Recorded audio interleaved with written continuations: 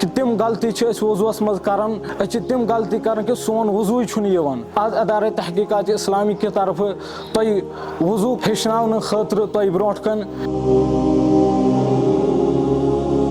پڑھو بسم اللہ الرحمن الرحیم۔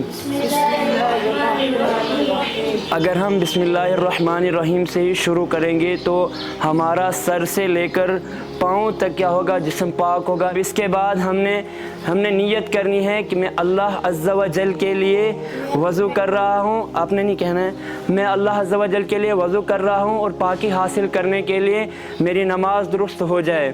اس کے بعد اب آپ نے کیا کرنا ہے، دونوں ہاتھوں کو یعنی یہاں تک کلائیوں تک دھونا ہے۔ تو کریے شروع۔ آپ نے دونوں ہاتھوں کو کلائیوں تک 3 مرتبہ دھونا ہے۔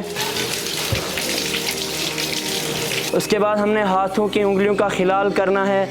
کیجئے خلال، ہاں اس طرح کیجئے، پھر اس طرح کیجئے۔ اس کے بعد ہم نے مسواک کرنا ہے۔ اگر مسواک نہ ہو تو ہم نے شہادت کی انگلی سے کیا کرنا ہے، منہ میں پانی ڈالنا ہے۔ پہلے کلی کے لیے ہم نے دائیں ہاتھ سے منہ میں پانی ڈالنا ہے، 3 مرتبہ کرنا ہے، یہ سنت ہے۔ تو کیجئے۔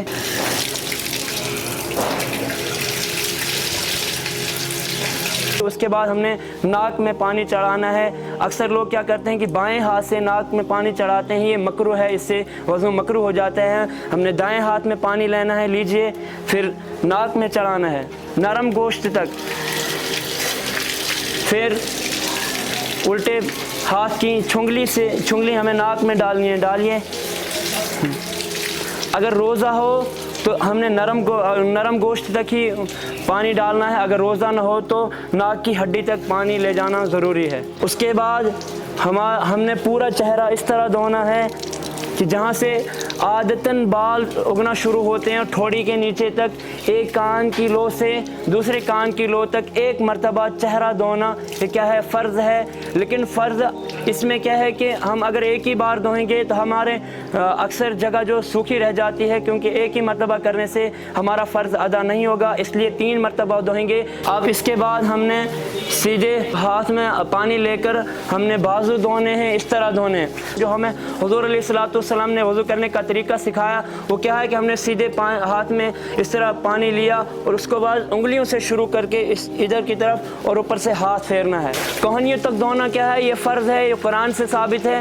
لیکن اگر ہم آدھی پنڈلی یہاں سے آدھا بازو دھوئیں گے، یہاں تک دھوئیں گے، تھوڑا کچھ بڑھائیں گے تو وہ مستحب ہے، اس میں ثواب ہے، کرنے میں ثواب ہے اور نہ کرنے میں کوئی گناہ نہیں ہے۔ اس کے بعد ہم سر کا مسح کریں گے۔ پہلے میری طرف دیکھیں گے، آپ نے سر کا مسح کرنا کیسے ہے، دیکھیے اس طرح ہم نے یہ جو اب ہم نے ہاتھ دھو لیا، ہمارا ہاتھ گیلا ہی ہے، ہم نے اس طرح یہ 3 انگلیاں جوڑنی ہے۔ کون سی 3 انگلیاں جوڑنی ہے؟ شہادت کی انگلی چھوڑ کر، انگوٹھے کو چھوڑ کر ہم نے 3 انگلیوں کو جوڑا۔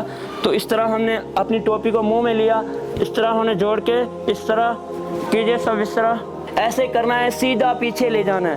کیجئے، سیدھا پیچھے گدی کی طرف لے جانا ہے، یعنی پیچھے کی طرف لے جانا۔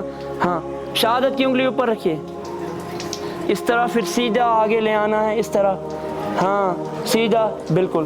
پھر اب نے شہادت کی انگلی سے کیا کرنا ہے، کانوں کے اندر ڈالنی ہے، ڈالیے، ہاں اندرونی حصہ، اور انگوٹھے سے کانوں کے باہر کا مسح کرنا ہے، اس طرح، ہاں اس طرح کیجئے۔ اور چھنگلی جو ہے، یہ چھنگلی یہ کانوں کے اندر سوراخوں کے اندر داخل کرنے کیجئے۔ اور بعض اب کیا کرنا ہے، یہ جو انگلیوں کا پیٹھ ہے یہ ہماری کے لیے، تو اس کو ایسے کرنا ہے، گردن کا مسح کرنا ہے، یعنی ان انگلیوں سے پیچھے گردن کا مسح یہاں تک کرنا ہے، گلے کا مسح نہیں۔ اکثر بزرگ کیا کرتے ہیں، اکثر لوگ کیا کرتے ہیں، ان کو معلوم نہیں ہوتا ہے، وہ گلے کا مسح بھی کرتے ہیں، تو گلے کا مسح کرنا مکروہ ہے۔ ہم نے داڑھی کا، اگر ہمارے پاس داڑھی ہے تو ہم نے داڑھی کا خلال اس طرح کرنا ہے، یعنی نیچے سے کی طرف سے جب ہم چہرہ جوئیں گے تو نیچے کی طرف سے ہم نے انگلیاں داخل کرنی ہیں اور اوپر کی طرف سے نکالنی ہے، پھر اوپر کی طرف سے داخل کرنی ہے اور نیچے کی طرف سے نکالنی ہے۔ تو اکثر لوگ غلطی کرتے ہیں، وہ کیا کرتے ہیں، اس طرح گلے کا مسح بھی کرتے ہیں، جس سے ہمارا وضو کیا ہوتا ہے، مکروہ ہو جاتا ہے۔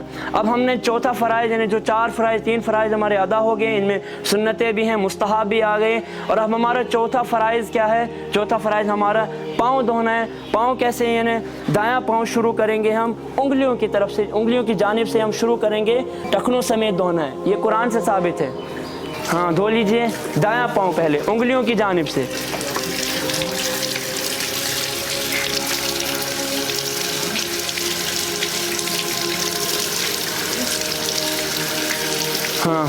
हो गया। हाँ, ये हो गया, खिलाल भी हो गया, हमारा वज़ू भी कंप्लीट हो गया। इसके बाद क्या है, अब जो हदीसों में है कि इसके बाद अगर हम क्या कलमा शहादत पढ़ेंगे तो हदीस पाक में है कि हुज़ूर अलैहिस्सलातु वस्सलाम ने फरमाया जो अच्छी तरह वज़ू करे और वज़ू करने के बाद कलमा शहादत पढ़ता है तो उसके लिए जन्नत के 8 दरवाज़े खोल दिए जाते हैं, वो जिस दरवाज़े से चाहे उससे दाखिल हो सकता है। तो अब हम कलमा शहादत पढ़ेंगे और उसके बाद हम दुआ करेंगे, अल्लाहुम्मा जअलनी मिनत तव्वाबीन वजअलनी मिनल मुतत्तहिरीन, कि अज़्ज़ा व जल मुझे ज़्यादा से ज़्यादा तौबा करने वालों में और ज़्यादा से ज़्यादा पाक लोगों में रख। तो ये है जो हमारा सुन्नत और फ़राइज़ इसमें जो अदा हो गए। देखिए, हर सुन्नत का तर्क मकरू है और हर मकरू का तर्क क्या है, सुन्नत है। तो हमने सुन्नत और फ़राइज़ का ध्यान रखते हुए हमने इन इस्लामी भाइयों को वज़ू कराया। तो आप लोगों से भी गुजारिश है कि हमने जो वीडियो दूसरों तक पहुंचाना, हमारा मकसद है कि हमारे साथ साथ दूसरे लोग भी सीखें। और हुज़ूर अलैहि सल्लम का फरमान है कि बेहतरीन शख्स वो है जिसने खुद इल्म सीखा और दूसरों को सिखाया। तो हमने आज इन इस्लामी भाइयों को वज़ू करने का शरई तरीका सिखाया और आप लोग भी, उम्मीद है कि आप लोग भी इनके साथ अच्छी तरह वज़ू करना सीखेंगे। और इससे क्या होगा कि इससे फ़ायदा होगा, आपकी नमाज दुरुस्त होगी, आपकी इबादत काबिल कबूल होगी।